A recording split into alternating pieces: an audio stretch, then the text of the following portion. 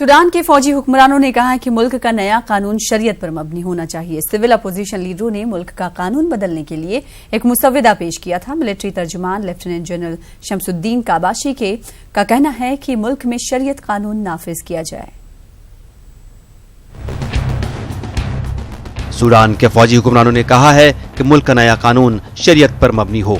एक माह कबल उमर अल बशर का तख्ता उलटने के बाद फौजी काउंसिल ने इक़्तिदार संभाला और सिविल अपोजिशन लीडरान ने मुल्क का कानून बदलने के लिए एक मुसव्विदा पेश किया था। मिलिट्री हुक्काम ने इस तजवीज़ में तरमीम की बात करते हुए कहा कि मुल्क का कानून शरीयत की बुनियाद पर बनाया जाएगा। रअयना अल-इज़ाफ़ती अलैहा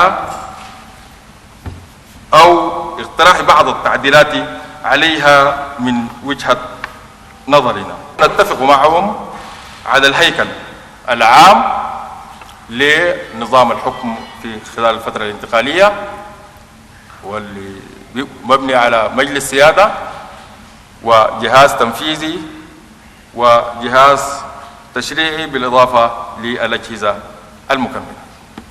ملاحظاتنا على الوثيقة في خطوط عريضة أقول أن الوثيقة التي قدمت لنا أغفلت مصادر التشريع، ورأينا أن تكون الشريعة الإسلامية والأعراف والتقاليد بجمهورية السودان هي مصدر। मिलिट्री तर्जुमान लेफ्टिनेंट जनरल शमसुद्दीन काबाशी का कहना है कि मुल्क में शरीयत कानून नाफिज किया जाए।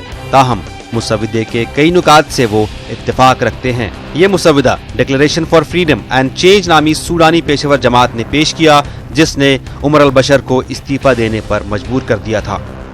مسؤول لحد اللحظة النظام السابق مسؤول من أزمات الحياة اليومية في الشارع السوداني، مسؤول من صفوف الخبز والبنزين والغاز، وهذه المشاكل لا يمكن أن تحل إلا بتفكيك كامل للدولة العميقة في السودان، ولا يقدر على تحقيق هذا إلا السلطة المدنية الانتقالية।